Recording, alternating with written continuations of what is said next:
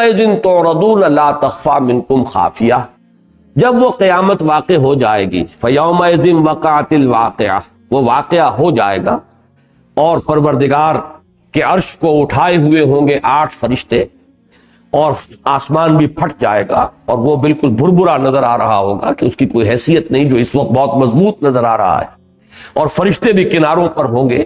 پھر تمہاری پیشی ہوگی، یومئذ تعرضون، عرض کرنا ہے، پیش کرنا، عرضی ہم کہتے ہیں جب کسی کے سامنے کوئی ہم اپنی درخواست پیش کرتے ہیں تو وہ عرضی ہے، تو تم پیش کیے جاؤ گے، تمہاری پیشی ہوگی عدالت خداوندی میں، یومئذ تعرضون لا تخفی منکم خافیہ، اور تمہاری کوئی شے بھی مخفی نہیں رہے گی، تمہارا کوئی عمل، تمہارا کوئی ارادہ، تمہاری کوئی نیت، تمہارے عزائم، تمہاری امنگیں جو دل کی دل ہی میں رہ گئیں، حسرتیں جو دل کی دل میں رہ گئیں، کوئی اور واقف ہو نہ ہو، تم خود بھی شعوری طور پر ان کو جانتے ہو یا نہ جانتے ہو، ہر شے سامنے آ جائے گی، واضح ہو جائے گی، لا تخفی منکم خافیہ، جیسے کہ قرآن مجید میں بارہا آیا ہے، فَمَن يَعْمَلْ مِثْقَالَ ذَرَّةٍ خَيْرًا يَرَهُ وَمَن يَعْمَلْ مِثْقَالَ ذَرَّةٍ شَرًّا يَرَهُ، ذرے کے ہم وزن نیکی کمائی ہوگی تو دیکھ لو گے، اور ذرے کے ہم وزن اگر کوئی بدی کمائی ہوگی تو وہ بھی سامنے آ جائے گی۔ یا جیسے سورہ کہف میں نقشہ کھینچا گیا ہے کہ لوگ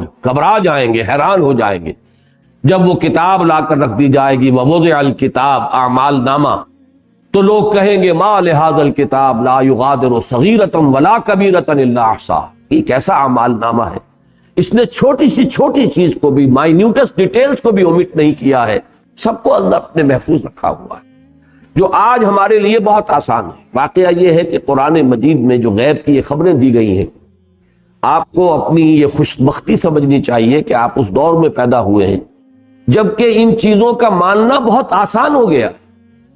آج سے 200 400 500 برس پہلے بالکل جس کو ایبسولیوٹ ایمان بالغیب کہتے ہیں کہ چونکہ اللہ نے کہا ہے، رسول نے پہنچایا ہے، ہم مانتے ہیں، اس کے سوا کوئی چارہ نہیں تھا کہ کیسے محفوظ ہو جائیں گے اعمال، کیسے ایک ایک حرف جو ہے وہ کہیں محفوظ ہو جائے گا۔ آج ہم دیکھ رہے ہیں اپنے سامنے، آپ کے سامنے ٹیپ ریکارڈ ہے، عبد الباسط کا انتقال ہو چکا ہے، اس کا ریکارڈ موجود ہے، اس کی آواز کا کون سا زیر و بم ہے کہ جو گم ہوا ہے، وہ زیر و بم بھی محفوظ ہے، ایک ایک اس کی صوتی آہنگ کی جو بھی اس کے اندر اس کی جو بھی اس کا کمال فن کہیے، اس کی ریاضت اور جو ریاض اس نے کیا ہے، اس کے جو مظاہر سامنے، تو آواز ریکارڈ ہو رہی ہے، تصاویر ریکارڈ ہو رہی ہیں، یہاں بیٹھے آپ امریکہ کے منظر دیکھ رہے ہیں۔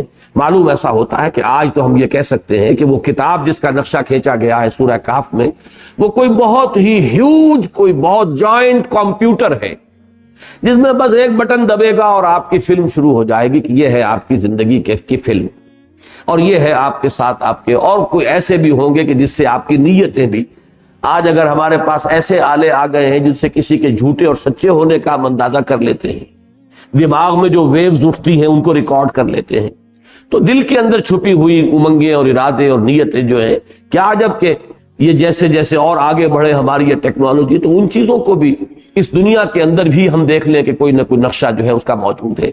تو آج ان چیزوں کا ماننا بہت آسان، یومئذ تعرضون لا تخفی منکم خافیہ۔ اب اس کے بعد جیسا کہ قرآن مجید کی اکثر مکی صورتوں میں ہے، یہ 2 انجام جن سے انسانوں کو دوچار ہونا ہے اس کی شرح ہے۔ یہ چیزیں ظاہر بات ہے کہ ہمارے لیے متشابہات میں سے ہیں کہ ان کے ایگزیکٹ مفہوم کو اس وقت ہم نہیں سمجھ سکیں گے، یہ تو وہ نقشہ ہے جو اس وقت سامنے آئے گا تو معلوم ہوگا کہ ٹھیک ٹھیک مصداق ہے ان الفاظ کا کہ جو قرآن مجید میں آئے تھے، لہذا اس میں کسی زیادہ تفصیل میں جانے کی ضرورت نہیں ہے۔ یہ وہ چیزیں ہیں کہ جنہیں ہم مانتے ہیں، کل من عند ربنا، یہ ہمارے رب کی طرف سے ہے اور ہم اس پر ایمان رکھتے ہیں۔ فاما من اوتی کتابہ بیمینہ، تو وہ شخص کہ جس کو دیا جائے گا اس کا اعمال نامہ اس کے داہنے ہاتھ میں، فیقول ہاؤم اقرؤوا کتابیہ، تو وہ کہے گا آؤ آؤ دیکھو پڑھو میرا اعمال نامہ۔ ایسے خوش ہوتا ہے انسان اپنی کامیابی پر کہ یہ میرا اعمال نامہ ہے جو مجھے دیا گیا ہے، آؤ پڑھو دیکھو۔ یہ ہا کا لفظ جو یہاں پہ حرف آتا ہے، یہ آتا ہے ایک آواز ہے یہ جس میں فوری کسی شے کا ہونا، یہ لے لو، یہ ہے، یہ در حقیقت ہا کا جو حرف ہے یہ مفہوم رکھتا ہے۔ جیسے ہاذا اصل میں لفظ ذا ہے اس کے اندر، من ذا الذی یشفع عنده الا باذنہ، تو مکمل جو ہے وہ لفظ وہ تو ذا ہے، ہاذا یہ بالکل سامنے جو ہے، تو ہاذا جو ہے وہ گویا کہ مرکب ہو گیا اس سے۔ اسی طرح ہا ہونا حمیم ابھی آگے چل کر آئے گا، یہاں اب اس کے لیے کوئی اس کا دوست نہیں ہے، کوئی اس کا خیر خواہ نہیں ہے۔ تو ہا مقرؤ، اقرؤ ہے اصل میں تو پڑھو، آؤ پڑھو، لیکن یہ بھی صوتی آہنگ کی ایک مثال آپ کے سامنے رکھ رہا ہوں کہ یہ کا جو اضافہ یہاں کیا گیا ہے یہ در حقیقت اسی صوتی آہنگ میں جو خلا رہ جاتا ہے، ہا اقرؤ کتابیہ، یہ کوئی صوتی آہنگ نہیں بنے گا، ہا اقرؤ کتابیہ۔ تو یہ وہی جو میں نے آج خاص طور پر آپ کے سامنے رکھا ہے کہ قرآن مجید میں صوتی آہنگ کا بہت لحاظ ہے، اور اس سے خود اس کی اپنی ایک ملکوتی موسیقی، ایک ملکوتی غنا ہے جو وجود میں آیا ہے، اور جو لوگ اس سے محروم ہیں در حقیقت وہ بہت بڑی نعمت سے محروم ہیں۔ اس کو تو باقاعدہ کلٹیویٹ کیجئے، اس کا ایک ذوق پیدا کیجئے، اور اس سے آپ خود محسوس کریں گے کہ آپ کو کچھ حاصل ہو رہا ہے، چاہے عقلی طور پر، منطقی طور پر آپ نہ کہہ سکیں کہ کیا حاصل ہو رہا ہے، لیکن بہت کچھ حاصل ہو رہا ہے۔ مجھے نظم یاد آئی ہے ڈیفوڈلز، یہ ہمارے میٹرک کے کورس میں پہلی نظم تھی۔ شاعر نے نقشہ یہ کھینچا ہے کہ ایک روز میں ایسے ہی سیر کرتا ہوا نکل گیا تو اچانک ایک پہاڑی پر میں چڑھا، تو سامنے جو میں نے دیکھا وادی میں پھول تھے، تختے کے تختے پھولوں کے، ڈیفوڈلز پھول تھے، اور وہ ہوا میں لہلا رہے تھے۔ میں کھڑا رہا، I gazed and gazed but little thought، میں دیکھتا رہا، مجھے یہ خیال نہیں آیا what wealth the scene to me had brought، کہ اس دیکھنے سے، اس منظر سے مجھے کتنی بڑی دولت نصیب ہوئی۔ آدمی نہیں سمجھ سکتا کوئی دولت نصیب ہوئی ہے، نہ کوئی پاؤنڈ ملے، نہ کوئی ڈالر ملے، کچھ بھی نہیں ملا، لیکن یہ کہ اس سے جو مجھے نعمت میسر آئی اس وقت مجھے احساس نہیں ہوا، بعد میں مجھے احساس ہوتا ہے۔ For oft when on my couch I lie in vacant or in pensive mood, they flash upon that inward eye which is the bliss of solitude, and then my heart with pleasure fills and dances with the daffodils۔ کبھی ایسا ہوتا ہے میں کسی، یوں سمجھیے کہ mood of ہوتا ہے، آدمی پڑا ہوا ہے، طبیعت جو ہے وہ حاضر نہیں ہے، کہ اچانک میں اس کیفیت میں ہوتا ہوں تنہائی میں، تو اچانک وہ منظر میری نگاہوں کے سامنے آتا ہے، اور تب مجھے محسوس ہوتا ہے کہ پھر میرے اوپر انشراح اور انبساط کی کیفیت طاری ہو جاتی ہے، اور میرا دل جو بجھا بجھا سا تھا وہ پھر جیسے کہ وہ پھول جو ہے وہ ڈانس کر رہے تھے ہوا کے اندر، رقص کر رہے تھے، اسی طرح میرا دل بھی رقص کر رہا ہے۔ تو یہ بہت سی چیزیں ہیں جو انسان کو حاصل ہوتی ہیں کہ جن کے لیے کوئی منطقی اور کوئی مادی توجیہ اس کی نہیں ہے۔ اسی طریقے سے قرآن کی قرات جو حسن صوت کے ساتھ ہو، اس میں تکلف اور تصنع صحیح نہیں ہے۔ تکلف اور تصنع بہت سے قراء کے ہاں ہے، لیکن اسی لیے میں سب سے زیادہ پسند کرتا ہوں قاری محمود خلیل حصری رحمہ اللہ کو۔ وہ چونکہ متشرع بھی تھے، داڑھی بھی انہوں نے رکھی ہوئی تھی۔ شیخ محمد عبدالباسط محمد عبدالصمد جو ہے وہ غالباً اس دنیا سے بغیر داڑھی کے گئے ہیں، تو میں ان کے نام کے ساتھ رحمہ اللہ کا لفظ استعمال کر رہا ہوں۔ باقی یہ مرحوم ہمارے یہ بھی ممدوح ہے، بڑا احسان ہے ان کا جو بھی انہوں نے چھوڑا ہے ورثہ قرات قرآن مجید کا، اور ایک ذوق جو پیدا کیا ہے۔ لیکن قاری محمود خلیل حصری رحمہ اللہ، ان کا معاملہ یہ ہے کہ ہمارے سب سے بڑے قاری فتح محمد صاحب رحمہ اللہ، ان کا بھی انتقال ہو چکا ہے، فن قرات کے ہندوستان پاکستان میں اس دور میں سب سے بڑے ماہر۔ انہوں نے یہ سند دی تھی کہ میں نے محمود خلیل حصری کی قرات میں کہیں بھی کوئی فنی غلطی جو ہے وہ نہیں پائی، کہیں تصنع نہیں کرتے، کہیں اصول سے تجاوز نہیں کرتے، بالکل صحیح اور بغیر تصنع اور کسی تکلف کے وہ جو قرآن مجید کی اپنی ایک وہ داخلی اس کے اندر جو غنا ہے اس کو وہ بروئے کار لاتے۔ بہرحال یہ ایک علیحدہ بحث ہو گئی۔ ہا مقرؤ کتابیہ، کہ یہ ہا مقرؤ یہ تین الفاظ سے یوں سمجھیے کہ مرکب ہے۔ ہا علیحدہ ہے، یہ تو فوراً کے لو، اور اقرؤ یہ فعل امر ہے، پڑھو۔ جو درمیان میں لایا گیا یہ صرف صوتی خلا کو پر کرنے کے۔ ہا مقرؤ کتابیہ انی ظننت انی ملاق حسابیہ، یہ بہت اہم آیت ہے اور اس کا تعلق ہے فلسفہ آخرت سے۔ مجھے یہ گمان تھا کہ میری ملاقات ہو کر رہے گی اپنے حساب سے، یعنی حساب مل کر رہے گا۔ یہاں لفظ ظن آیا ہے، حالانکہ ہماری منطق یہ چاہے گی کہ یہاں پر تو لفظ یقین آنا چاہیے، جو وہاں کامیاب ہونے والے ہیں وہ تو صاحب ایمان و یقین ہوں گے، جبکہ لفظ یہاں زن آ رہا ہے۔ تو اس میں ایک تو اس بات کو سمجھ لیجئے کہ عربی زبان میں زن جو ہے وہ گمان سے یقین تک جتنے بھی مدارج و مراحل ہیں ان سب پر حاوی ہے، سب کی تعبیر کے لیے لفظ زن آتا ہے۔ لیکن یہاں خصوصی اشارہ ہو رہا ہے، اگر آپ حضرات کو یاد ہو سورہ جاسیہ جب ہم پڑھ رہے تھے تو ایک آیت مبارکہ جو ہے آیت نمبر 32 اس کی، ان نظن الا ظنا وما نحن بمستيقنين، منکرین آخرت کا یہ قول نقل ہوا تھا کہ ہمیں کچھ گمان سا تو ہوتا ہے کہ جو بات آپ لوگ کہہ رہے ہیں وہ صحیح ہے، جزا و سزا ہونی چاہیے، بدلہ ملنا چاہیے، گندم از گندم بے رویت، جو سے جو گندم سے گندم اگنی چاہیے، جو سے جو نیکی کا اچھا بدلہ ملنا چاہیے، برائی کی سزا ملنے، بات تو سمجھ میں آتی ہے، لیکن ہمیں یقین حاصل نہیں، دل نہیں ٹھکتا۔ اور یہ لفظ جو ہے وہاں تو وہ منکرین قیامت کا قول نقل ہوا ہے، اور اگر ہم اپنے ساتھ کوئی زیادہ نرمی نہ برتے اور اپنے گریبانوں میں جھانکے تو مجھے یقین ہے کہ ہم میں سے اکثر کی کیفیت اس سے آگے نہیں ہے، کہ گمان تو ہوتا ہے کہ ہاں ہوگی، آخرت ہوگی، قرآن میں بھی لکھا ہے، حضور نے فرمایا، لیکن وما نحن بمستيقنين، یقین حاصل ہو جانا یہ تو شے دیگر ہے۔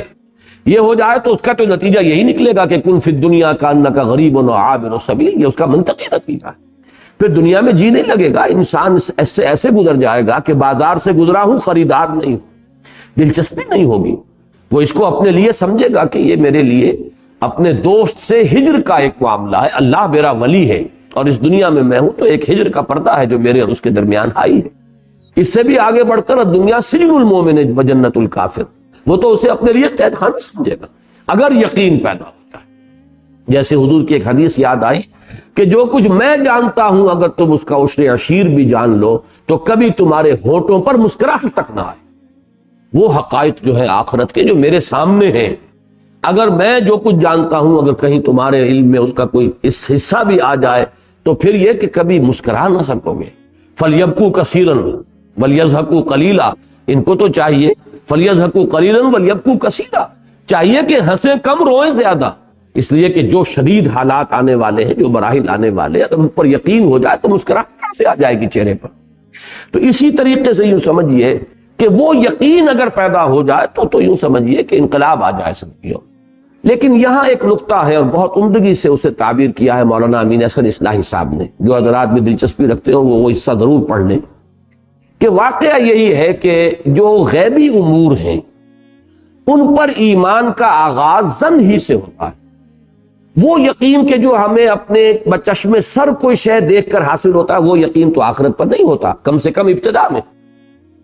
فرشتے کے وجود پر وہ یقین تو نہیں ہوگا، جیسے ہم درخت کو دیکھ رہے ہیں کہ ہاں یہ ہے، ویسے ہم فرشتے کے بارے میں اس یقین کے ساتھ تو ہم نہیں کہہ سکتے کہ فرشتہ ہے۔ تو امور ایمان بالغیب کے اندر جو نقطہ آغاز ہے وہ ظن غالب ہے، البتہ ظن میں فرق ہے۔ اب آخرت کے بارے میں سوچنے کی بات یہ کہ اگر ظن کے درجے میں بھی بات ہے تو اس سے بھی آپ کے عمل پر اثر مترتب ہونا چاہیے، اس لیے کہ دو ہی شکلیں ہیں، یا آخرت ہے یا نہیں ہے۔ اگر آخرت ہے تو جنہوں نے اس کا لحاظ نہیں رکھا وہ مارے گئے، ہلاک ہو گئے، نیکی اور بدی میں فرق نہیں کیا، حلال اور حرام میں فرق نہیں کیا، لہذا آخرت اگر ہے تو وہ مارے گئے، ہلاک ہو جائیں گے۔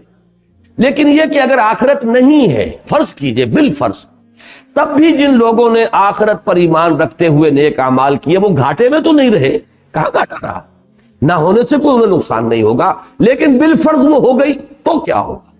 اذا وقعت الواقعہ، اگر وہ واقعہ رونما ہو ہی گیا، الحاقہ ملحاقہ وما ادراک ملحاقہ، وہ حقیقت اور شدنی جو ہے وہ سامنے آن کھڑی ہوئی تو کیا ہوگا؟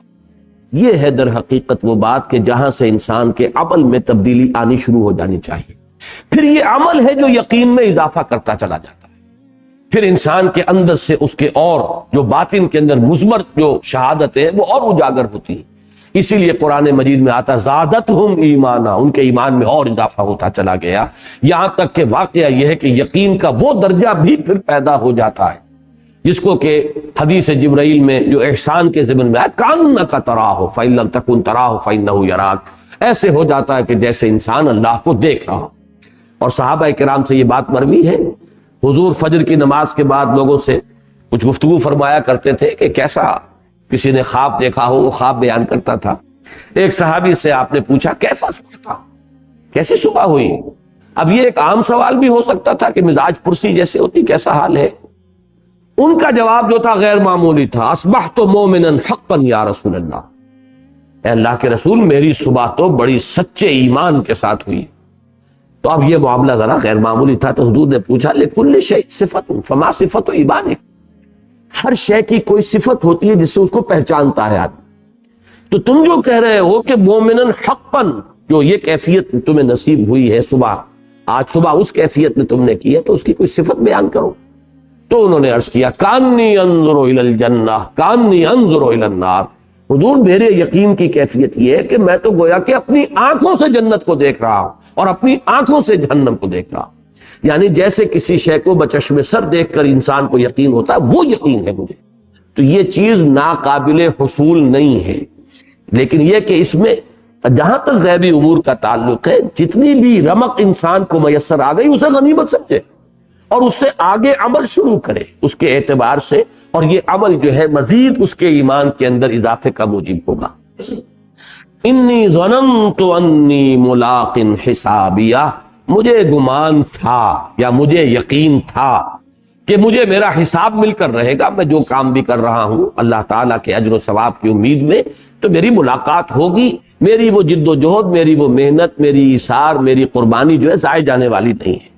فَهُوَ فِي عِيشَةٍ رَاضِيَةٍ، یہ وہ آیت ہے جو میں نے عرض کیا تھا کہ سورہ قارعہ میں بھی جو کہ تو ہے، تو پھر وہ ہوگا ایک ایسی زندگی میں جس میں وہ راضی، عیشۃ راضیہ، اس کو خوش کر دینے والی زندگی، اس کے لیے ہر اعتبار سے جو بھی نعمتیں ہیں، جیسے کہ مختلف جگہوں پر تعبیر کیا گیا کہ تمہارے لیے وہاں وہ سب کچھ ہے، لکم فیہا ما تشتہی انفسکم ولکم فیہا ما تدعون، اس جنت میں تمہارے لیے وہ سب کچھ بھی فراہم کر دیا گیا ہے جس کی خواہش یا طلب تمہارے نفس میں ہے، اور مزید برآں جو مانگو گے حاضر کر دیا جائے گا۔ تو یہ ہے وہ عیشۃ راضیہ، فہو فی عیشۃ راضیہ فی جنت عالیہ، بڑے بلند باغ میں ہوں گے۔ باغ کی بلندی ایک تو اس اعتبار سے کہ درخت بلند و بالا ہو، کھجور خاص طور پر اہل عرب کا جو محبوب ترین درخت ہے، ان کے لیے تو یوں سمجھیے کہ معاش کا ایک بہت بڑا ذریعہ، تو وہ ایک بلند قامت جو ہے درخت ہے۔ پھر یہ کہ جنت کی بھی ایک شان جو ہے، جو فطری باغ کا تصور عرب میں تھا، وہ یہ تھا کہ وادیاں ہوتی ہیں، وہاں وادی کی گہرائی کے اندر جو ہے وہاں کوئی شے نہیں پیدا ہوا کرتی، اس لیے کہ وہاں تو جب سیلاب آتا ہے، بارش آتا ہے، تو تیزی سے ٹورنٹ آئے گا پانی کا بہاؤ، اور وہاں کوئی چیز نہیں رہے گی۔ البتہ وہ اس گہرائی کے اندر، وادی کے اندر پانی جذب ہوتا ہے، اور پھر جو اس کے دونوں طرف ذرا اونچان کے اوپر جو پلانٹیشن ہے، جو درخت ہے، جو ویجیٹیشن ہے، ان کو وہ سیراب کرتا ہے۔ تو درخت جو باغ کا تصور ہے بلند زمین پر، جیسے کہ سورہ بقرہ میں بھی آیا جنتن بربوتن، کہ ایک باغ کے جو ذرا بلند مقام پر ہے، اونچائی پر ہے، ربوہ کہتے ہیں اونچی جگہ کو۔ تو یہ جنت کا تصور جو ہے ایک نیچرل باغ کا اہل عرب کا تھا۔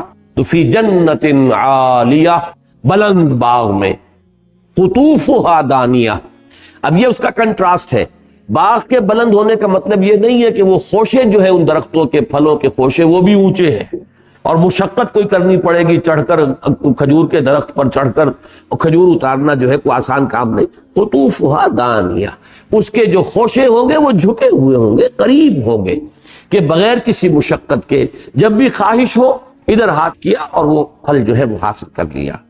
کلوا واشربوا ہنیئا بما اسلفتم فی الایام الخالیہ، اب یہ گویا کہ تعبیر ہے، اور یہ بھی کہا جا سکتا ہے کہ کہا جائے گا، کہا نہ بھی جائے تو یہ صورتحال ایسی ہے کہ یہ سب آپ کے ڈسپوزل پر ہے، جس طرح چاہیں ان نعمتوں سے استفادہ کریں۔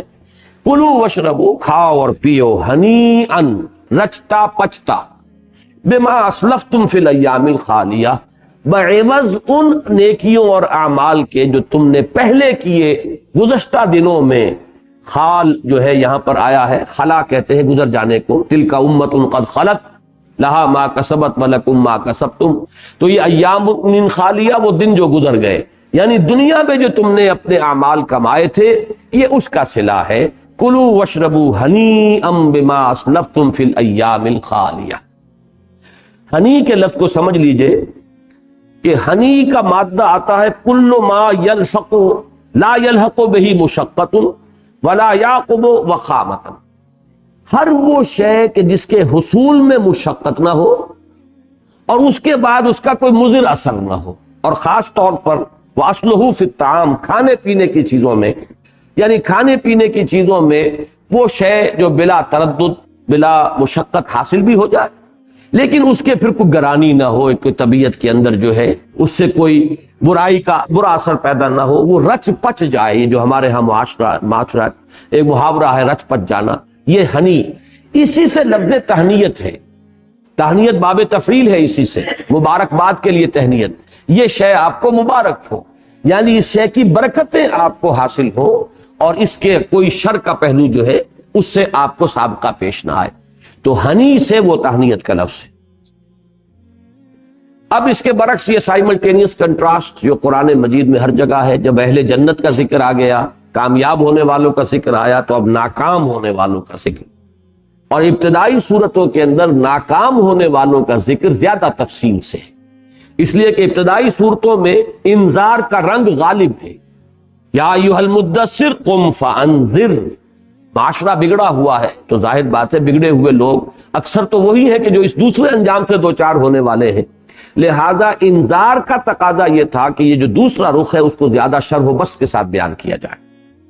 وَأَمَّا مَنْ أُوتِيَ كِتَابَهُ بِشِمَالِهِ، اور وہ شخص کہ جسے اس کا اعمال نامہ تھمایا جائے گا اس کے بائیں ہاتھ میں، فَيَقُولُ يَا لَيْتَنِي لَمْ أُوتَ كِتَابِيَهْ، تو وہ کہے گا کہ کاش کہ مجھے میرا یہ اعمال نامہ دیا ہی نہ جاتا، یہ دن آتا ہی نہ، مجھ پر یہ گھڑی آتی ہی نہ۔ اسے معلوم ہے کہ کیا ہے، اس لیے کہ جیسے کہ سورہ قیامہ میں آگے چل کر ہم پڑھیں گے، ویسے تو ہمارے منتخب نصاب کا درس ہے، بارہا بہت سے حضرات نے سنا ہوگا کہ بل الانسان علی نفسہ بصیرہ ولو القی معاذیرہ، ہر انسان کے علم میں ہوگا میں کیا کر کے آیا ہوں، اسے خوب بصیرت حاصل ہوگی کہ میرا انجام کیا ہونے والا ہے۔ جب کھڑے ہوں گے اپنا وہ انجام سننے کے لیے تو چہروں کے اوپر لکھا ہوا ہوگا، بہت سے چہرے ہوں گے جن پر اداسی چھائی ہوئی ہوگی اور پشبردہ ہوں گے، نگاہیں زمین میں گڑی ہوئی ہوں گی پشیمانی اور شرمندگی سے، اور وجوہ یومئذ مسفرۃ ضاحکۃ مستبشرہ، بہت سے چہرے جو ہے شاداں و فرحاں ہوں گے، اس لیے کہ انہیں معلوم ہے کہ میں نے کیا کیا اور انہیں معلوم ہے کہ میں کیا لایا۔ تو اسی طرح ان کو جیسے داہنے بائیں ہاتھ میں اعمال نامہ تھمایا جائے گا، کہیں گے یا لیتنی لم اوت کتابیہ، ہائے کاش کہ مجھے میرا یہ اعمال نامہ دیا ہی نہ جاتا۔ اب اس میں دیکھیے ایک حسرت کی کیفیت ہے، آج میں خاص طور پر نوٹ کر رہا تھا کہ یہ جو فرق ہے ہمارے ہاں کی قرات میں اور ان مصری قراء کی قرات میں، ہمارے قراء بھی فنی اعتبار سے بالکل صحیح پڑھتے ہیں، جو پانی پتی قرات ہے وہ صحیح تقاضوں کے مطابق، جہاں تجوید کا تقاضا ہے وہ بھی پورا ہو جائے گا اور تمام ان کے جو بھی رموز و اوقاف ہیں وہ صحیح ہوں گے، لیکن یہ کہ ایک چیز کی کمی رہ جاتی ہے، اور وہ کمی یہ ہے کہ کسی جگہ حسرت کا انداز ہے، کسی جگہ مسرت کا انداز ہے، کسی جگہ پر امید کیفیت ہے، کسی جگہ مایوسی کی کیفیت ہے، کسی جگہ افسوس کا معاملہ کیا جا رہا ہے، کسی جگہ جو ہے وہ تبشیر ہے۔ اب یہ جو اثرات ہیں یہ وہی لوگ پیدا کر سکتے ہیں، ہمارے ہاں اکثر قراء جو ہے عالم نہیں ہیں، لہذا وہ پاٹھ پڑھتے چلے جاتے ہیں، ان کے ہاں وہ زیر و بم نہیں آتا، جبکہ ان کے ہاں صورت یہ ہے کہ جہاں حسرت کا انداز ہوگا وہ ان کے انداز میں حسرت چھلک رہی ہوگی، جہاں انبساط ہوگا وہاں وہ ان کا جو پڑھنے کا انداز ہے اس انبساط اور مسرت کا اظہار کر رہا ہو۔ تو اب یہاں پر آپ دیکھیے کہ حسرت کی کیسی ایک لفظی تصویر ہے جو یہاں آئی، اور اسی لفظی تصویر کو اگر کوئی شخص صحیح طور پر پڑھے گا تو وہ اس کی صوتی تصویر بھی سامنے آ جائے گی۔ یا لیتنی لم اوت کتابیہ ولم ادر ما حسابیہ، کاش کہ مجھے پتہ ہی نہ چلتا کہ میرا حساب کیا ہے، یہ چٹھی میرے ہاتھ میں تھمائی نہ گئی ہوتی، مجھے پتہ ہی نہیں چلتا میری بیلنس شیٹ کیا ہے۔ ولم ادر ما حسابیہ یا لیتہا کانت القاضیہ، ہائے کاش کہ وہ موت ہی آخری ہوتی، وہ موت ہی قصہ چکا دیتی، قضا کے معنی چکا دینا، طے کر دینا، وہی آخری فیصلہ کن شے ہوتی، اس کے بعد میرا وجود نہ ہوتا، ریزریکشن نہ ہوتا، مجھے دوبارہ زندہ نہ کیا گیا ہوتا، وہ فل سٹاپ ہوتا، وہ دی اینڈ ہو جاتا میرے وجود کا۔ یا لیتہا کانت القاضیہ، کاش کہ وہ موت جو ہے وہی فیصلہ کن ہوتی، قصہ چکا دینے والی۔ یعنی گویا کہ وہ بات کہ جو سابقہ صورت میں آئی ہے، جہاں پہ سوال کے انداز میں آیا تھا افنجعل المسلمین کالمجرمین ما لکم کیف تحکمون، کیا ہم مجرموں اور اپنے فرما برداروں کو برابر کر دیں گے؟ تمہیں کیا ہو گیا، کیسی بات کرتے ہو؟ وہی بات ہے جو یہاں اس انداز میں کہی گئی، کاش کہ یہ وقت نہ آتا کہ ہمیں اپنے اس کیفر کردار تک پہنچنے کی نوبت آتی۔ ما اغنا عنی مالیہ، یہاں ماں کو دو معنی میں لیا گیا ہے، ماء نافیہ بھی، اس میں ترجمہ ہوگا میرے کچھ کام نہ آیا، میرا مال نہ مجھے بچا سکا، میں نے دولت سینت کر رکھی لیکن آج وہ میرے کام نہیں آ سکتی۔ کیا کام آئی؟ اب یہ ماں اگر سوالیہ ہے استفہامیہ تو اس میں حسرت اور کیا کام آئی میری دولت، یعنی وہ دولت جس کو میں نے یہ سمجھا تھا، جیسے کہ آخری پارے کی ایک صورت ہے کہ انسان یہ سمجھتا ہے کہ یہ دولت جو ہے یہ مجھے ہمیشہ برقرار رکھنے والی شے ہے، ہمیشہ سسٹین کرے گی۔ وَيْلٌ لِكُلِّ هُمَزَةٍ لُمَزَةٍ الَّذِي جَمَعَ مَالًا وَعَدَّدَهُ يَحْسَبُ أَنَّ مَالَهُ أَخْلَدَهُ، وہ مال اب میرے کیا کام آیا؟ میں نے یہ سب کچھ جو ہے حلال حرام کی تمیز بھی ہٹا دی، جائز ناجائز کا فرق بھی نظر انداز کیا، میں نے جمع کیا، سینت کر رکھا، ما اغنا عنی مالیہ، کچھ کام نہ آیا، میرے کام کچھ نہ آیا۔ یہ کمال نئے نوازی، وہ جو ایک مصرع ہے اسی انداز میں، کچھ کام نہ آیا میرا مال، میری دولت، یا کیا کام آیا میرا وہ مال یا میری وہ دولت۔ ما اغنا عنی مالیہ ہلک عنی سلطانیہ، ہلاک ہو گئی، جاتی رہی، ضائع ہو گئی، گم ہو گئی مجھ سے میرا سلطان، میرا دبدبہ، میرا اقتدار، میرا دنیا کے اندر میری جو قوت تھی۔ اور اس میں دونوں معنی کیے گئے، سلطان جو ہے دلیل کو بھی کہتے ہیں، برہان کو بھی کہتے ہیں، کہ دنیا میں تو میں بڑی زبان چلاتا رہا، منطق بھگارتا رہا، میں نفی کرتا رہا قیامت کی بھی آخرت کی بھی، اب وہ میری منطق تو یہاں دال نہیں گل رہی، وہ تو حقیقت بن کے سامنے آ گئی۔ یا کوئی شخص دنیا میں صاحب اقتدار تھا، صاحب ثروت تھا، صاحب وجاہت تھا، اب وہ شخص کہے گا کہ ہلک عنی سلطانیہ، میری وہ ساری قوت، میرا دبدبہ، میرا اقتدار، میری حکومت سلطنت سب گئی، گم ہو گئی۔ ہلک عنی سلطانیہ۔ اب جو کہا جائے گا فرشتوں سے خذوہ فغلوہ، اسے پکڑو اور اس کے گردن میں توق ڈالو، ثم الجحیم صلوہ، پھر جھونک دو اسے جہنم کے اندر، ثم فی سلسلۃ ذرعھا 70 ذراعا فاسلکوہ، پھر اس زنجیر میں اسے جکڑ دو جس کا طول جو ہے وہ 70 ہاتھ کا طول ہے۔ کوئی اب یہ چیزیں میں نے عرض کیا ہے متشابہات میں سے ہیں، ان کی حقیقت ہم یہاں نہیں سمجھ سکتے، البتہ یہ کہ جب وہاں مشاہدہ ہوگا تو معلوم ہوگا کہ یہی صحیح بات تھی۔ مشاہدے کا مطلب یہ نہ سمجھ لیجیے اللہ بچائے کہ ہم جہنم میں داخل ہی ہوں گے تو پتہ چلے گا، معاذ اللہ، بلکہ یہ جہنم کا مشاہدہ اہل جنت کو بھی کرایا جائے۔ وَإِن مِّنكُمْ إِلَّا وَارِدُهَا كَانَ عَلَىٰ رَبِّكَ حَتْمًا مَّقْضِيًّا، اہل جنت کو بھی گزارا جائے گا، پل صراط جسے ہم کہتے ہیں وہ جہنم کے اوپر ہی ہے، تاکہ وہ دیکھ لیں کہ اللہ نے کس بدترین انجام سے ہمیں بچایا ہے۔ تبھی تو احساس ہوگا کہ کتنا بڑا کرم ہوا ہے اللہ تعالیٰ کا ہم پر کہ اس نے ہمیں اس انجام سے بچایا ہے۔ تو مشاہدہ کرایا جائے گا، تو جب مشاہدہ کریں گے سمجھ میں آ جائے گی کہ بات بالکل صحیح وہی بات ہے کہ جو قرآن میں ہمارے سامنے آئی تھی۔ پھر اسے اس زنجیر میں جکڑ دو جس کا طول 70 ہاتھ لمبا ہے۔ انہ کان لا یؤمن باللہ العظیم ولا یحض علی طعام المسکین، یقیناً یہ ایمان نہیں رکھتا تھا اللہ پر جو عظمت والا ہے، اور نہ ہی وہ مسکین کو کھانا کھلانے کی ترغیب دلاتا تھا۔ اب دیکھیے کل 4 شیٹ جو ہے اہل جہنم کی یہاں 2 آیات میں آ گئی، 2 الزام ہیں۔ ایک ہے ان کی محرومی ایمان سے، اور ایمان یوں تو ایمان باللہ، ایمان بالآخرت، ایمان بالرسالت، یہ سارے ایمانیات ہیں، لیکن ایمان میں جڑ جو ہے ہاتھی کے پاؤں میں سب کا پاؤں، وہ جو ہے ایمان باللہ ہے۔ ایمان مجمل میں اسی لیے صرف اس کا ذکر ہے، آمنت باللہ کما ہوا باسمائہ وصفاتہ وقبلت جمیع احکامہ اقرار باللسان وتصدیق بالقلب۔ ہاں ایمان مفصل میں پھر آمنت باللہ وملائکتہ وکتبہ ورسلہ والیوم الآخر والقدر خیرہ وشرہ من اللہ تعالی والبعث بعد الموت۔ تو ایمان میں ایک شے لے لی، جیسے سورہ حامیم السجدہ میں ایک شے، ان الذین قالوا ربنا اللہ ثم استقاموا تتنزل علیہم الملائکۃ الا تخافوا ولا تحزنوا، ایک شے کافی۔ تو یہاں وہ آیا یہ یقیناً ایمان نہیں رکھتا تھا اللہ عظیم پر، عظمت والے اللہ پر اس کا ایمان نہیں تھا۔ اب اس میں دونوں شکلیں ہیں، ایک تو یہ کہ کوئی شخص واقعی منکر ہو، ملحد ہو، جیسا کہ بارہا میں بیان کر چکا ہوں کہ شاذ ایسے لوگ بھی موجود تھے جو اللہ کے وجود ہی کے منکر تھے، جیسے آج بہت سے لوگ ہیں، اس وقت بھی تھے لیکن خال شاذ۔ البتہ اللہ کو ماننا لیکن اس کی صفات کو نہ ماننا، اس کے ساتھ ملاقات کو نہ ماننا، اس کی جزا و سزا کو نہ ماننا، یہ بھی در حقیقت اللہ کے ماننے کی نفی ہے۔ اس کے رسول کو نہ ماننا، اس کی کتاب کو نہ ماننا، تو یہ بھی در حقیقت اللہ کے ایمان ہی کی نفی ہو جائے گی۔ تو ان تمام چیزوں کو اس آیت کے ذیل میں اپنے ذہن میں رکھیے، انہ کان لا یؤمن باللہ العظیم۔ اور دوسری آیت یہ ہے اعمال میں۔ اعمال میں یوں تو نماز کا ذکر آئے گا، جیسے کہ سورہ مدثر میں آئے گا کہ ہم لم نک من المصلین ولم نک نطعم المسکین وکنا نخوض مع الخائضین۔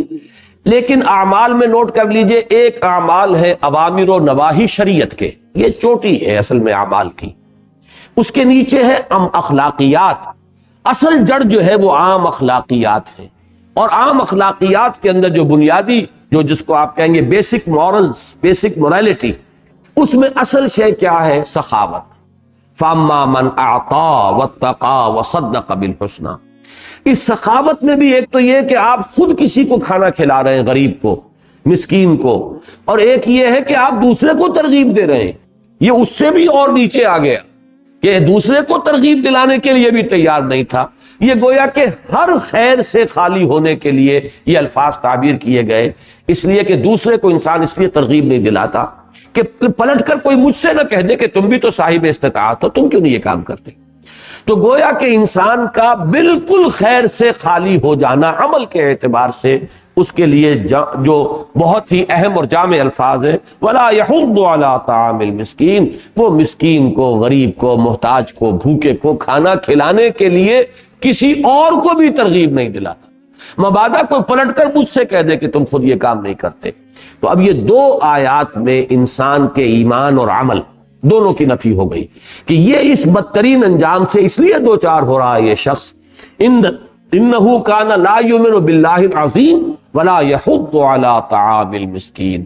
اب اس کے بعد بڑے پیارے الفاظ ہیں کہ جب یہ دنیا میں کسی فقیر اور مسکین کو کھانا کھلانا تو درکنار، کسی اور کو بھی ترغیب دینے کے لیے تیار نہیں تھا، تو اب یہاں اس کا کوئی ساتھی نہیں، کوئی اس کے لیے اس کے دکھ درد کو بانٹنے والا کوئی نہیں۔ کون ہوگا؟ کسی پر آپ نے اس دنیا میں احسان کیا ہو تو وہاں وہ آپ کے ساتھ بھی کوئی بھلائی کرے، اپنی کوئی نیکی آپ کے حساب میں پیش کرنے کے لیے تیار ہو جائے، کسی درجے میں آپ کے دکھ کو بانٹنے کے لیے تیار ہو۔ فرمایا فَلَيْسَ لَهُ الْيَوْمَ ہا ہونا، یہ ہا ہونا بھی دیکھیے، یہ بھی ہونا ہوتا ہے، یہ ہے یہاں کے لیے ہونا، اور ہا ہونا یہاں، ہونا ہنالکا وہاں۔ فرمایا ہا ہونا حمیم، یہاں پر اب اس کے لیے کوئی دوست نہیں، کوئی گرم جوش نہیں، کوئی اس کا مخلص نہیں۔ ولا طعام الا من غسلین، اور نہ اس کے لیے کوئی غذا ہے سوائے غسلین کے۔ غسلین اصل میں ایک لفظ جو بار بار قرآن مجید میں آیا ہے، دھون کہتے ہیں، غسل کہتے ہیں دھونے کو۔ اب کوئی شے دھوئی وہی جاتی ہے کہ جو مکروہ ہے، ناپسندیدہ ہے، میل ہے، کچیل ہے، گند ہے، کوئی نجاست ہے، زخموں میں پیپ ہے، ان چیزوں کو دھویا جاتا ہے۔ اب دھون کے اندر وہ پانی کے جس سے ان چیزوں کو دھویا گیا ہو، وہ جو اس کا غسال، وہ جو اس کا غسلین ہے، بس یہ ملے گا کھانے کو۔ اس ایک لفظ کے اندر گھن اور نفرت اور کسی شے کے ساتھ جو ہے انتہائی کراہت کا جو بھی معاملہ ہو سکتا ہے ایک لفظ میں آتا ہے۔ کہیں تو ترجمہ آپ کو ملے گا زخموں کا دھون، کہیں کسی اور یعنی ناپاک چیز کا جو بھی غسالہ ہوگا، تو یہ ہے در حقیقت۔ ویسے ہمارے ہاں یہ ایک اور غسالہ بھی ہوتا ہے، اور وہ ہے کہ قبروں کو دھو کر پانی پیا جاتا ہے۔ ایک یہ بھی کہا جاتا ہے کہ کسی کے پاؤں دھو کر پیوں گی۔ یہ بات خواتین جو ہیں اپنے شوہروں کے ساتھ یہ بھی انداز اختیار کرتی ہیں، ان کے ساتھ اپنی وفاداری اور بہت ہی خاکساری کا اظہار کرنے کے لیے، تو پاؤں دھو کر پینا یہ بھی ایک محاورہ ہے۔ اور قبروں کا، اور ہندوستان میں تو خیر ہم نے دیکھا کہ بتوں کو دھو کر اور ان کے جو غسالہ ہوتا ہے وہ پھر ان کا تبرک کا کام کرتا ہے۔ تو یہ جو غسال ہے اور یہ غسلین جو ملے گا، وہ بدترین چیزوں کا دھون جو ہے وہ ملے گا انہیں کھانے کے لیے. لا یاکلہ الا الخاطئون، نہیں کھائیں گے اسے مگر یہی گناہ گار. کسی اور کے لیے یعنی تصور ہی نہیں ہے کہ کوئی اس کی طرف کوئی رغبت محسوس کرے.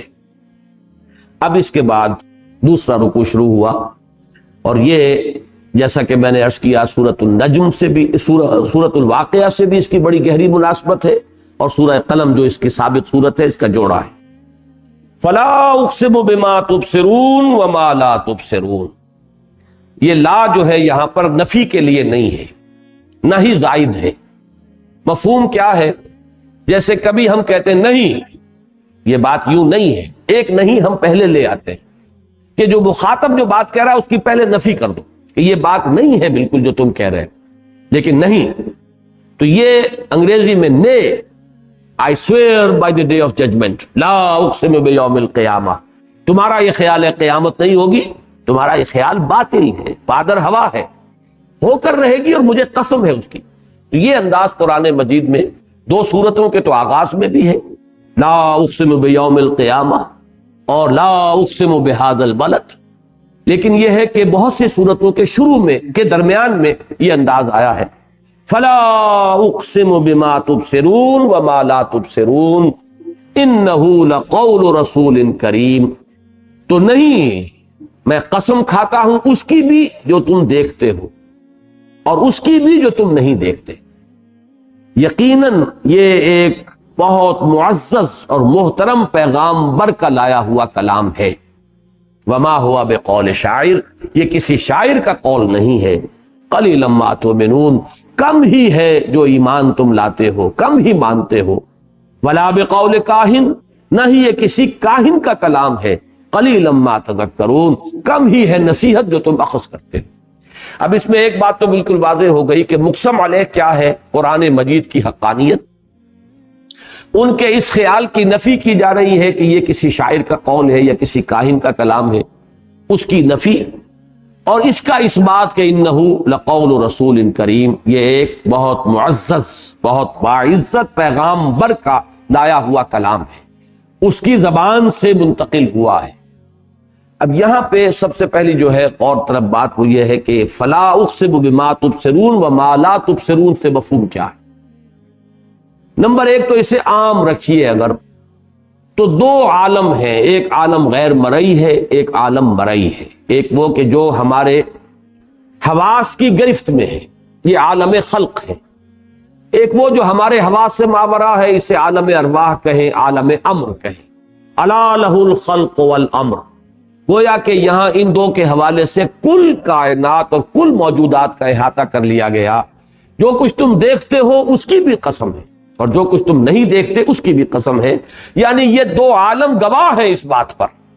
اس میں منطقی دلیل تو نہیں ہے، یہ خطابی اور اذعانی دلیل ہوتی ہے کہ قائل جو ہے وہ اپنے اس قول کے اندر زور پیدا کرنے کے لیے خطابی انداز میں کہ تم نفی کر رہے ہو جبکہ دو عالم گواہ ہیں، عالم خلق اور عالم امر دونوں اس کے گواہ ہیں کہ یہ کسی شاعر یا کاہن کا کلام نہیں ہے بلکہ یہ انہ لقول رسول کریم.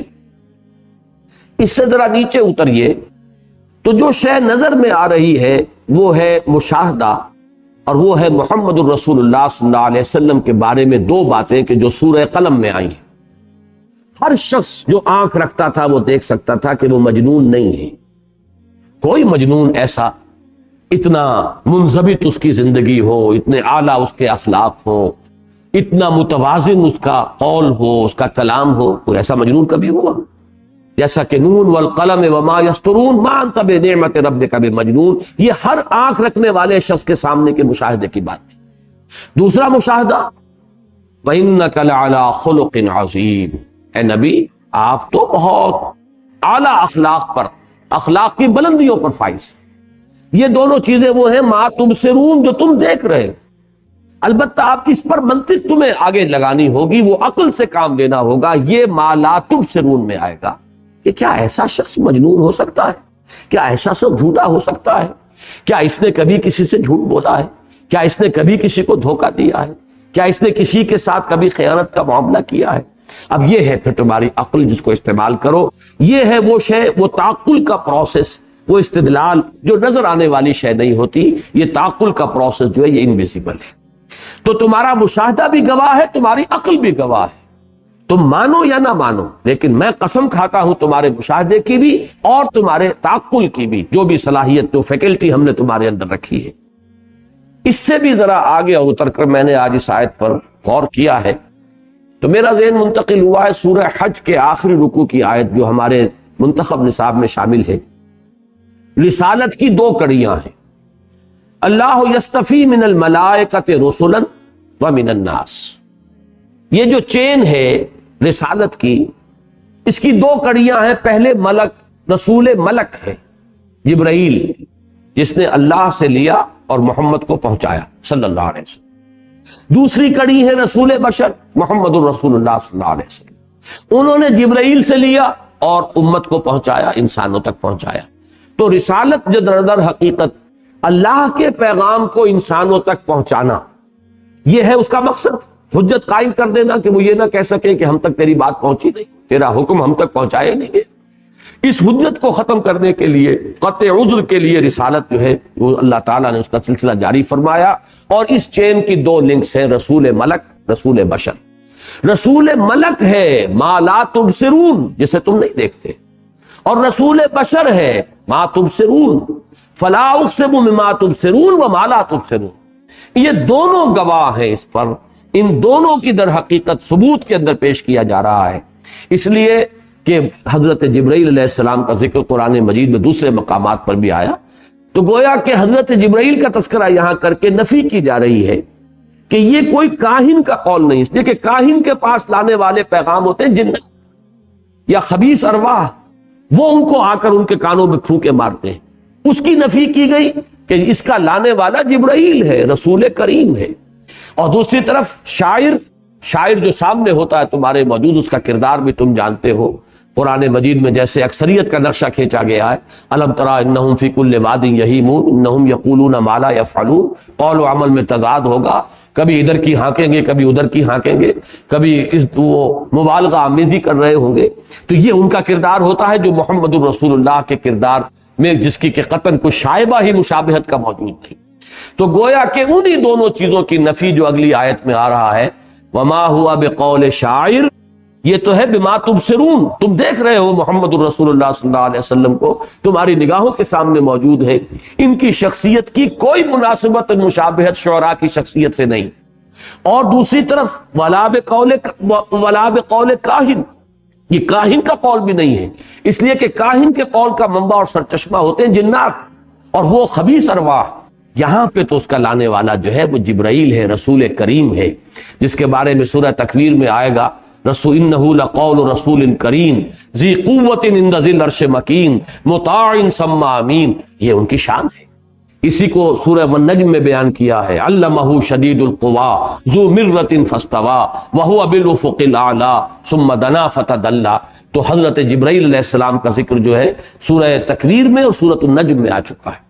یہاں پر ان دونوں کے حوالے سے کہا فلا اقسم بما تبصرون، گواہی میں پیش ہے محمد الرسول اللہ خود، وہ خود دلیل ہے اپنے وجود سے کہ وہ شاعر نہیں، ولا بقول کاہن، اور نہ ہی اس کلام کا لانے والا کوئی بدروح یا کوئی جن ہے، کوئی شیطان ہے۔ اس لیے کہ جیسے کہ سورہ شعراء میں فرمایا کہ کیا ہم تمہیں بتائیں کہ شیاطین کن پر نازل ہوتے ہیں؟ علی من تنزل الشیاطین تنزل علی کل افاک اثیم، وہ تو گناہ گاروں پر اور وہ لوگ کے جو گھٹیا کردار کے لوگ ہوتے ہیں، کہانت سے پیسے کمانے کے لیے بیٹھے ہوتے ہیں، دکانداری کر رہے ہوتے ہیں، عملیات بھی ان کی کمائی کا ذریعہ ہوتی ہے، وہ کردار اور ہے، یہ کردار اور ہے۔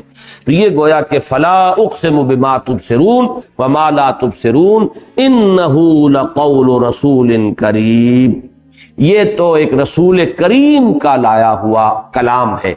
قول کیوں کہا گیا؟ اول تو یہ جان لیجئے کہ رسول کریم دونوں پر اطلاق ہو سکتا ہے، اور مفسرین نے دونوں باتیں کہی ہیں۔ بعض نے کہا ہے مراد حضرت جبرائیل، رسول کا اسی لیے میں نے وہ لفظ آپ کے سامنے دہرایا ہے، رسول ملک، رسول بشر، رسول دونوں ہے، ایلچی دونوں ہے، رسالت کی کڑیاں دونوں ہیں۔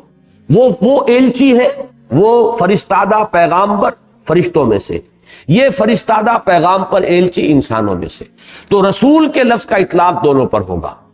تو رسول کریم جو بہت باعزت، یہ محمد الرسول اللہ بھی ہے صلی اللہ علیہ وسلم، رسول کریم، اور نبی اکرم صلی اللہ علیہ وسلم، اور دوسری طرف حضرت جبرائیل بھی ہے، تو دونوں کی طرف ہو سکتا ہے۔ قول کا لفظ کیوں کہا؟ اگرچہ کلام تو اللہ کا ہے، یہ کلام نہ جبرائیل کا ہے نہ محمد کا صلی اللہ علیہ وسلم، لیکن منتقل تو ہوا ہے، حضور صلی اللہ علیہ وسلم کے لسان مبارک سے دنیا کو ملا ہے، تو اس لیے اس کے اوپر لفظ قول کا اطلاق ہو سکتا ہے۔ آپ کا کہا ہوا، آپ کی زبان مبارک سے صادر ہونے والا کلام اللہ، اللہ کا کلام ہے۔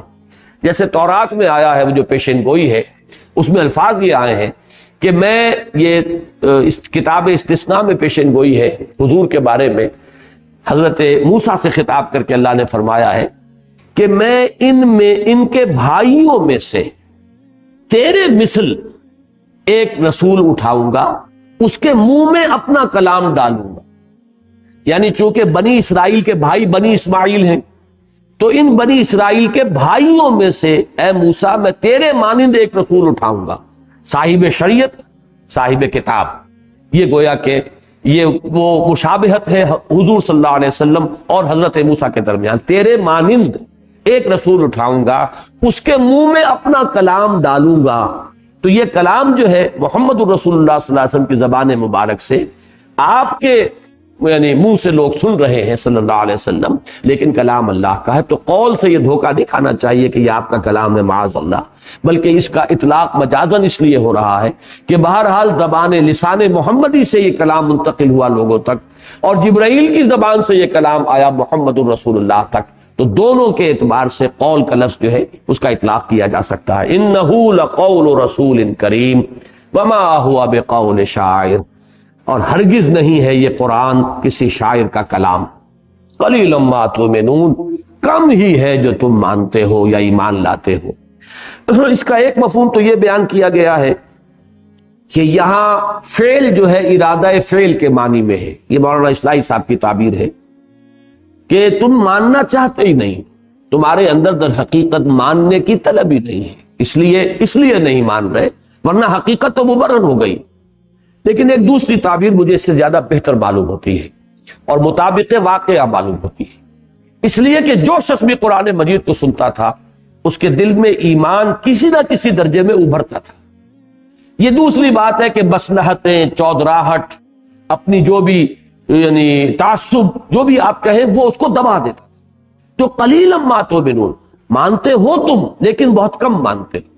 جب تک وہ ایمان اتنا قوی نہ ہو جائے کہ ساری مصلحتوں کو پھلانگ جائے، انسان بھول جائے کہ اس کے ماننے سے مجھے کیا نقصان ہوگا، میری چودراہٹ ختم ہو جائے گی، میری حیثیت و وجاہت ختم ہو جائے گی۔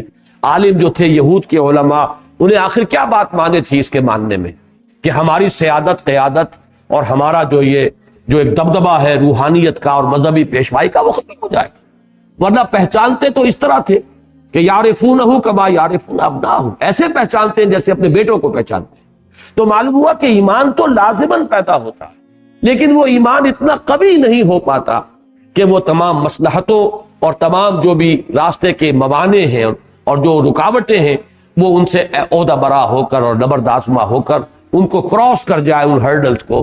قلیلا ما تؤمنون، کم ہے جو تم مانتے ہو۔ جیسے کہ ولید بن مغیرہ کا تو خاص طور پر جو واقعہ آیا ہے وہ سورہ مدثر میں جا کر تفصیل سے میں بیان کروں گا کہ اس نے انہی دونوں چیزوں کی نفی کی تھی۔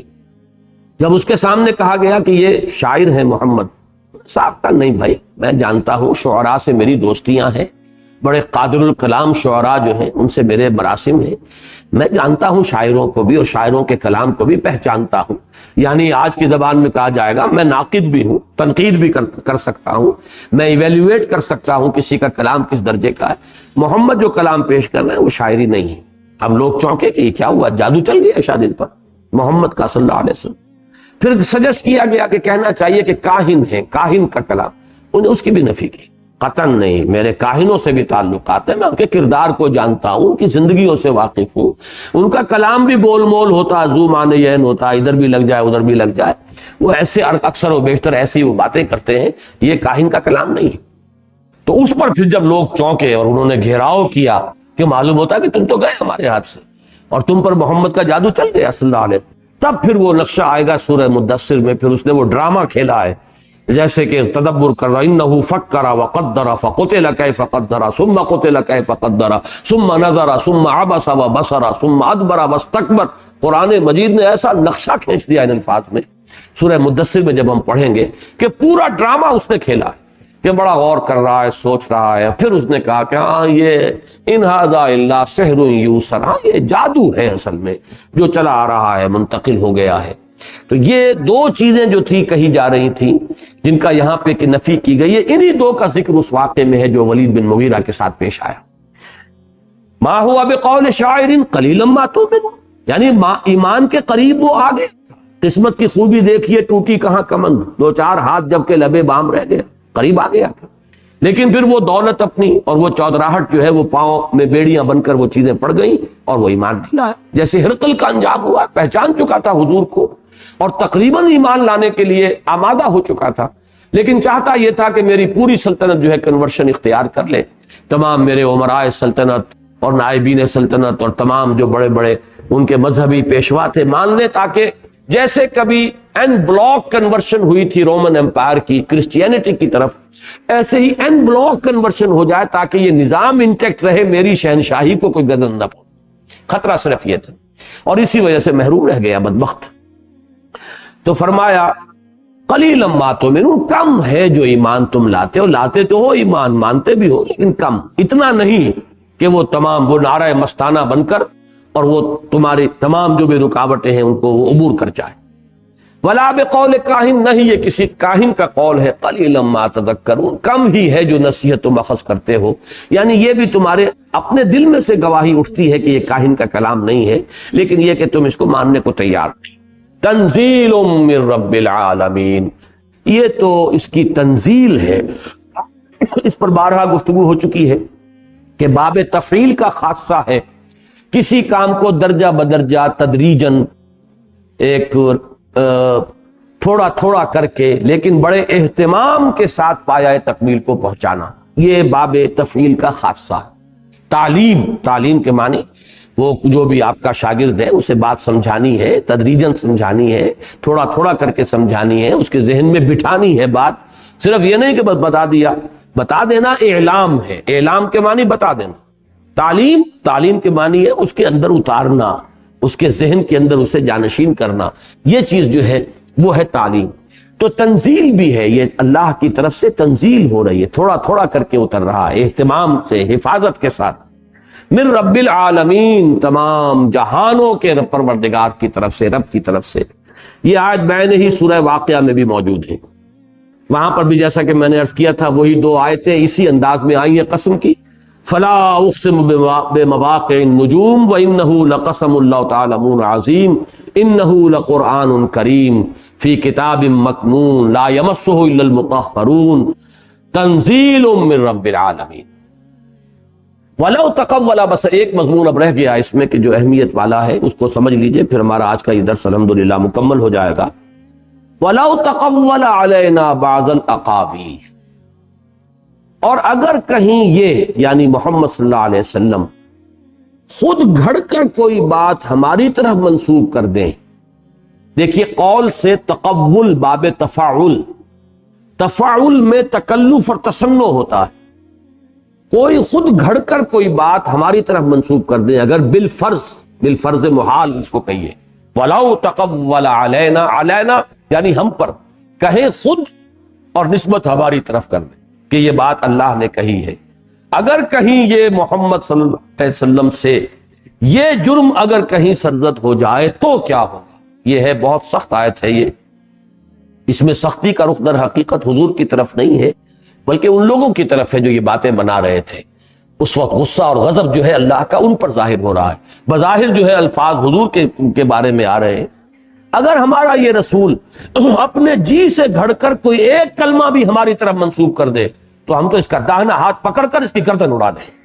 اب یہ انداز ہے اللہ کا، اور اس میں در حقیقت نفی ہو رہی ہے کہ ایسا ہے ہی نہیں، ہو سکتا ہی نہیں، یہ محال مطلق ہے، یہ ناممکن ہے، ہمارا نبی یہ کر سکتا ہی نہیں. یہ اس کی اس شدت نفی جو ہے وہ اس شدت کی شکل میں ظاہر ہو رہی ہے کہ اگر کہیں یہ کر گزرے معاذ اللہ ثم معاذ اللہ ثم معاذ اللہ تو پھر ہمارا سلوک یہ ہوگا. وَلَوْ تَقَوَّلَ عَلَيْنَا بَعْضَ الْأَقَاوِيلِ، اگر کوئی قول یہ خود کہہ کر، تقول تفاعل قول سے، خود گھڑ کر خود کہہ کر، علینا ہمارے اوپر منسوب کر دے کوئی بات، لَأَخَذْنَا مِنْهُ بِالْيَمِينِ، اس کے دو ترجمے کیے گئے ہیں، ہم اسے پکڑیں گے اس کے داہنے ہاتھ سے، جیسے کہ ہاتھ کسی کا پکڑا اور گردن اڑائی، یا یہ کہ ہم اپنے داہنے ہاتھ سے اسے پکڑیں گے، یعنی بڑی قوت کے ساتھ پکڑیں گے۔ اللہ کا یمین، اللہ کی وہ قوت اور اس کا اختیار اور اقتدار، دونوں ترجمے ممکن ہے، اکثر نے وہی پہلا کیا ہے کہ ہم اس کو داہنے ہاتھ سے پکڑیں گے، لَأَخَذْنَا مِنْهُ بِالْيَمِينِ ثُمَّ لَقَطَعْنَا مِنْهُ الْوَتِينَ، اور پھر اس کی شہرک کاٹ دیں گے۔ بلکہ اگر یہ کہتا تو ہم یہ کرتے اور اس کی گردن اڑا دیتے یا اس کی شہرک کاٹ دیتے۔ وتین جو ہے شہرک کو بھی کہتے ہیں، اور ایک دل کی رگ خاص، اس کے لیے بھی یہ لفظ استعمال ہوتا ہے۔ ثُمَّ لَقَطَعْنَا مِنْهُ الْوَتِينَ فَمَا مِنْكُم مِّنْ أَحَدٍ عَنْهُ حَاجِزِينَ، اور پھر تم میں سے کوئی ایک بھی نہ ہوتا جو راستے میں رکاوٹ بن سکتا، اس کو بچا سکتا۔ حجاز کا لفظ میں نے آج کہا تھا نا، آج اچھا ہے کہ اس کی حقیقت سمجھ لیجئے۔ حاجز کہتے ہیں پردے کو جو کسی کے درمیان حائل ہو جائے دو چیزوں کے مابین۔ تو عرب کا جو جزیرہ نما ہے اس کو آپ ذہن میں رکھیے کہ اسے تین حصوں میں تقسیم کرتے ہیں۔ ایک تو مغربی ساحل کے ساتھ میدانی علاقہ ہے، یہ تہامہ کہلاتا ہے، میدانی علاقہ، زیادہ تر ریگستانی ہے لیکن میدانی۔ یہ شمالاً جنوباً تہامہ چلا گیا ہے، کہیں یہ 30-40 میل چوڑا ہے، کہیں 5-7 میل چوڑا ہے، لیکن تہامہ کے یہ شہر ہیں جدہ، ینبوع، رابغ، یہ تمام شہر جو ہیں یہ بندرگاہیں یہ تہامہ کی۔ اس کے بعد پہاڑی سلسلہ ہے، یہ اس کو حجاز کہتے ہیں، یہ بھی شمالاً جنوباً پہاڑی سلسلہ چلا آ رہا ہے۔ اس نے تقسیم کر دیا ہے عرب کو دو حصوں میں، ادھر جو حصہ رہ گیا وہ نجد ہے، ادھر جو حصہ رہ گیا وہ تہامہ ہے۔ تہامہ اور نجد کے درمیان یہ ایک دیوار حائل ہے، پہاڑی دیوار، اور اس کے حائل ہونے، ایک دیوار کی شکل میں حائل ہونے ہی کی بنا پر اسے حجاز کہتے ہیں۔ یہ ایک پردہ ہے، حجاز ہے، فصیل ہے، ادھر نجد ہے، ادھر جو ہے وہ تہامہ ہے۔ تو تہامہ، حجاز اور نجد، یہ تین جو ہے جزیرہ نمائے عرب کے، یہ تین حصے شمالاً جنوباً تقسیم ہوتی ہے۔ یہ تہامہ بھی شمالاً جنوباً، پھر حجاز بھی شمالاً جنوباً۔ حجاز کے جو ہیں یہ شہر ہیں طائف پہاڑی، مکہ، مدینہ، اب یہ تمام جو شہر ہیں یہ ہے حجاز کے۔ پھر ادھر جائیے آپ تو پھر بریدہ ہے اور ریاض ہے، اور یہ تمام جو ہے یہ نجد کا علاقہ ہے۔ تو فما منکم من احد عنہ حاجزین، اگر ہم یہ پکڑ کریں اپنے رسول کی، اگر وہ بالفرض وہ کام کرے کہ اپنی طرف سے جی سے گھڑ کر کوئی بات ہماری طرف منسوب کر دے، تو تم چاہے کتنا ہی ان کو بچانا چاہو پھر ہماری پکڑ سے بچا نہیں سکو۔ کوئی نہیں ہوگا کہ جو آڑ بن سکے، جو رکاوٹ بن سکے ہماری اس پکڑ کے، اور ان کو بچا سکے ہماری اس گرفت سے۔ یہ مضمون جیسا کہ میں نے عرض کیا ہے یہ دو اور مقامات پر آیا ہے، اور ضربۂ سنام جو ہے اس مضمون کا قرآن مجید میں وہ سورہ بنی اسرائیل میں ہے، چوٹی۔ کئی مرتبہ میں نے عرض کیا ہے قرآن مجید میں اکثر مضامین آتے ہیں، ریپیٹ ہوتے ہیں، تکرار کے ساتھ آتے ہیں، بار بار آتے ہیں، لیکن ہر مضمون کے لیے کوئی ایک جگہ ہوتی ہے جو اس کا کلائمیکس ہے، نقطہ عروج ہے۔ تو ایک تو یہ سورہ یونس میں آیا ہے، وَإِذَا تُتْلَىٰ عَلَيْهِ آيَاتُنَا بَيِّنَاتٍ قَالَ الَّذِينَ لَا يَرْجُونَ لِقَاءَنَا نَأْتِ بِقُرْآنٍ غَيْرِ هَٰذَا أَوْ بَدِّلْهُ، جب ان لوگوں کو ہماری آیات بینات پڑھ کر سنائی جاتی ہیں، یہ سورہ یونس کی آیت نمبر 15 ہے، تو وہ لوگ جو آخرت کی امید نہیں رکھتے وہ یہ کہتے ہیں کہ اے محمد ائت بقرآن غیر ھذا او بدل، یا تو اس قرآن کے سوا کوئی اور قرآن پیش کرو، یا اس میں ترمیم کرو، تبدیلی کرو۔ یہ ان کا مطالبہ تھا کہ یہ قرآن بہت ریجڈ ہے، بہت سخت ہے، کچھ ہماری بات مانو، کچھ اپنی منواؤ، کچھ گیو اینڈ ٹیک سے ہمیں معاملہ چلتا ہے، کسی ایک آدمی کی بات نہیں چل سکتی۔ تم یہ چاہو کہ تمہاری بات ہم مان لیں ساری، یہ ممکن نہیں ہے۔ اب دیکھیے یہی مضمون ہے جو سورہ قلم میں آیا ہے، وَدُّوا لَوْ تُدْهِنُوا فَيُدْهِنُونَ، یہ تو چاہتے ہیں، نبی تلے ہوئے ہیں کہ ذرا آپ ڈھیلے پڑے تو یہ بھی ڈھیلے پڑ جائیں گے، ذرا آپ کنسیشن دینے کے لیے تیار ہو تو یہ فوراً آپ کے ساتھ معاملہ کر لیں گے، لیکن آپ کو فَلَا تُطِعِ الْمُكَذِّبِينَ، آپ ان کی کوئی بات نہ تسلیم کریں، آپ ڈٹے رہیں اس بات پر جو اللہ تعالیٰ نے آپ پر وحی کی۔ یہی بات وہاں سورہ یونس میں کہلوائی گئی، قل، جب انہوں نے کہا ایت بقرآن غیر ھذا او بدل ہو، اس قرآن کے سوا کوئی قرآن پیش کرو یا اس کو ترمیم کرو، اس میں تبدیلی کرو، تو کہلوایا گیا قل، اے نبی کہہ دیجئے، ما یکون لی ان ابدلہ من تلقاء نفسی، میرے لیے یہ قطعاً ممکن نہیں ہے کہ میں اپنی جی کی خواہش سے اس کے اندر کوئی تبدیلی کر دوں۔ ان اتبع الا ما یوحی الی، میں تو خود پیروی کرتا ہوں اس کی جو مجھ پر نازل کیا جاتا ہے، میں تو خود پابند ہوں اس کا۔ اور انی اخاف ان عصیت ربی عذاب یوم عظیم، اور اگر میں نے اپنے رب کے حکم کی نافرمانی کی اور میں نے اس کے کسی حکم میں تغیر و تبدل کر دیا تو مجھے تو خود اندیشہ ہے اس بڑے دن کے عذاب کا، میں پکڑا جاؤں گا اللہ کے ہاں، لہذا اس کا کوئی امکان نہیں۔ ایک تو یہ مقام ہے، ایک یہ مقام جو ہم پڑھ رہے ہیں، لیکن کلائمیکس ہے سورہ بنی اسرائیل کی آیات 73 تا 75، وہ کلائمیکس ہے۔ وَإِن كَادُوا، یہ الفاظ ہے، لَيَفْتِنُونَكَ عَنِ الَّذِي أَوْحَيْنَا إِلَيْكَ لِتَفْتَرِيَ عَلَيْنَا غَيْرَهُ، اے نبی یہ تو قریب ہیں، اس کے تلے ہوئے ہیں اس پر کہ آپ کو بچلا دیں اس چیز سے جو ہم نے آپ کی طرف وحی کی ہے، تاکہ افتراء کریں، آپ خود گھڑیں اور ہمارے اوپر لِتَفْتَرِيَ عَلَيْنَا غَيْرَهُ، جو وحی ہم نے کی ہے اس کے سوا کوئی اور شے گھڑ کر ہماری طرف منسوب کر دیں۔ وَإِذًا لَاتَّخَذُوكَ خَلِيلًا، اور اگر آپ یہ کر دیں تو یہ آپ کو دوست بنا لے کہ جھگڑا ختم ہو گیا، لڑائی آپ سے نہیں ہے، ہمارے کلام سے ہے، ان کا جھگڑا ہمارے قرآن سے ہے، ہمارے کلام سے ہے، آپ سے نہیں ہے۔ اگر آپ ہماری طرف کوئی اور غلط بات جو انہیں پسند ہو اپنے جی سے گھڑ کر منسوب کر دیں گے تو جھگڑا ختم۔ اذا لاتخذوک خلیلا، پھر تو یہ آپ کو اپنا دوست بنا لیں گے۔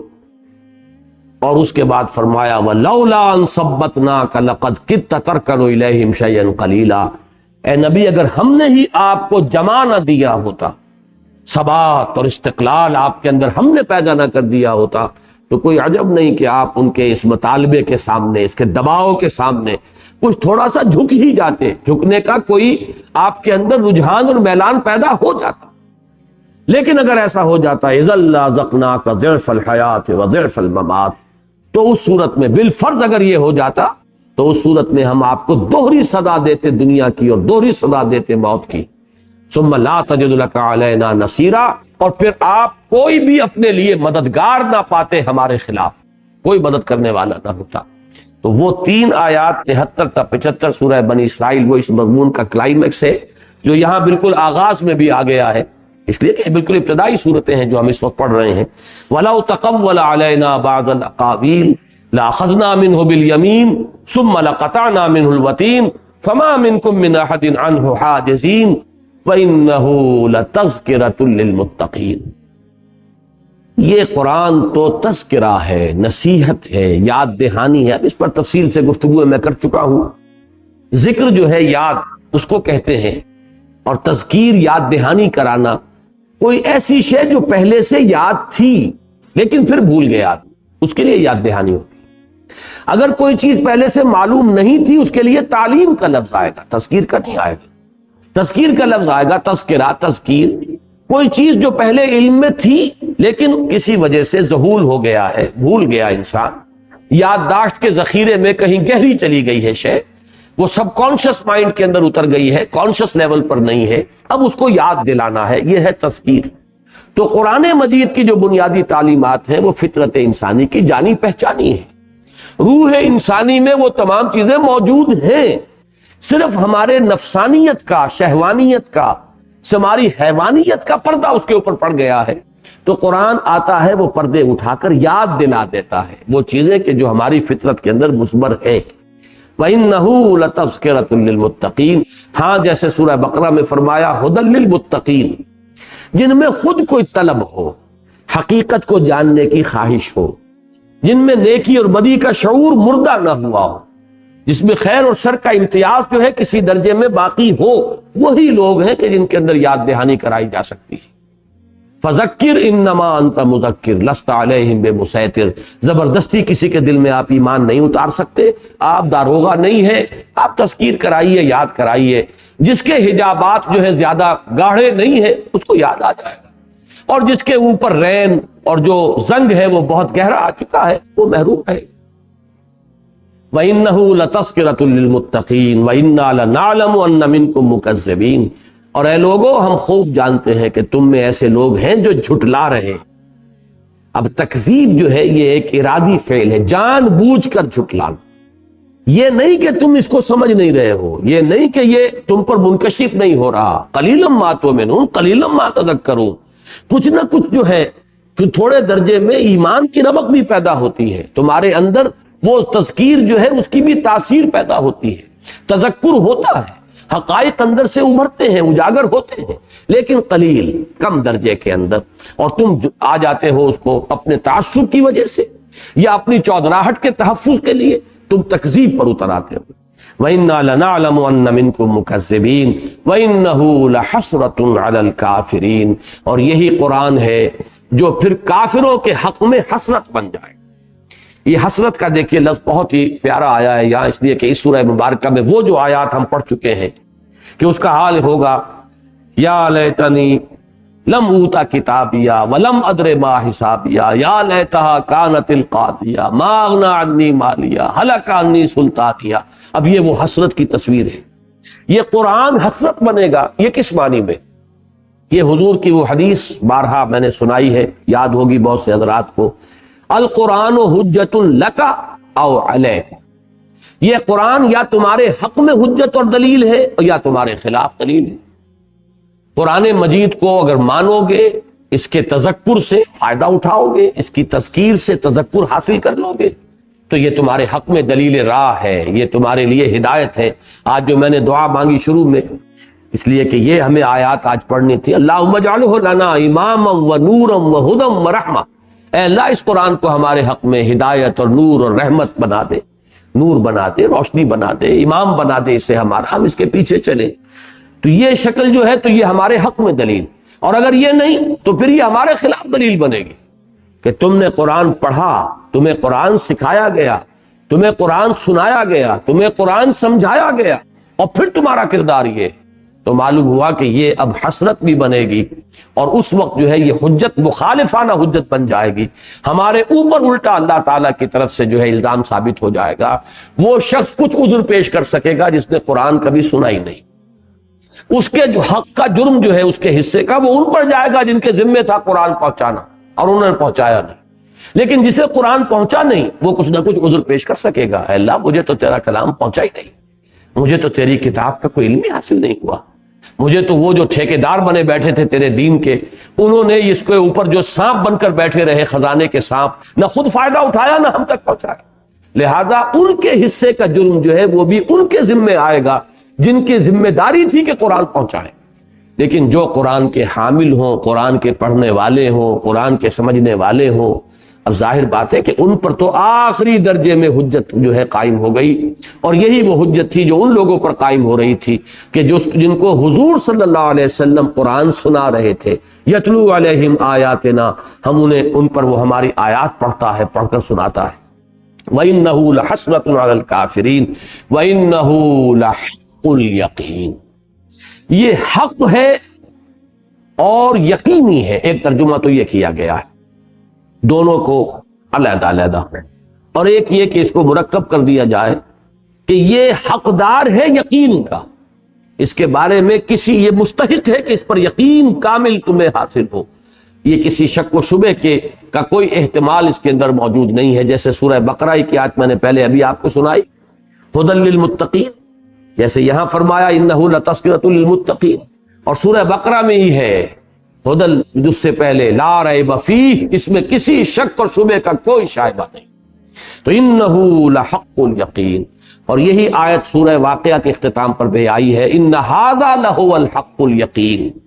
آخری آیت جو ہے وہ دونوں سورتوں کی بالکل مشترک ہے، فسبح باسم ربک العظیم. اس میں خطاب حضور سے ہے، یا حضور ہی کے نقش قدم پر، حضور ہی کے عکس کے حیثیت سے ہر وہ شخص جو قرآن مجید کی تبلیغ کر رہا ہو اور وہ یہ محسوس کرے کہ لوگ سن کر نہیں دے رہے، مان کر نہیں دے رہے، اس کے لیے دلجوئی ہے. یہاں حضور کی دلجوئی فرمائی ہے، نبی آپ تسبیح کیجئے اپنے رب کی عظیم، اس کا نام لے کر تسبیح کیجئے، پرواہ نہ کیجئے ان کی اگر یہ انکار کر رہے ہیں، اعراض کر رہے ہیں. اس سے آپ کے کا اجر و ثواب جو ہے اس میں کوئی کمی نہیں ہو جائے گی. آپ کی ذمہ داری پہنچا دینا، آپ پہنچاتے رہیے. فذکر انما انت مذکر لست علیہم بمسیطر فذکر ان نفعت الذکر سیذکر من یخشی ویتجنبها الاشقی. یہ آخری پارے کی صورتوں میں آیات آئیں گی. پہنچائیے، اور کوئی سنتا ہے تو اپنے بھلے کو، نہیں سنتا ہے اس کا سارا وبال اس پر ہوگا۔ آپ تو اپنے رب کی تسبیح کیجئے، اپنے رب کے نام کی مالا جپیے، اس کی تسبیح کیجئے، اپنے رب کی اس رب کی کہ جو بہت عظمت والا ہے۔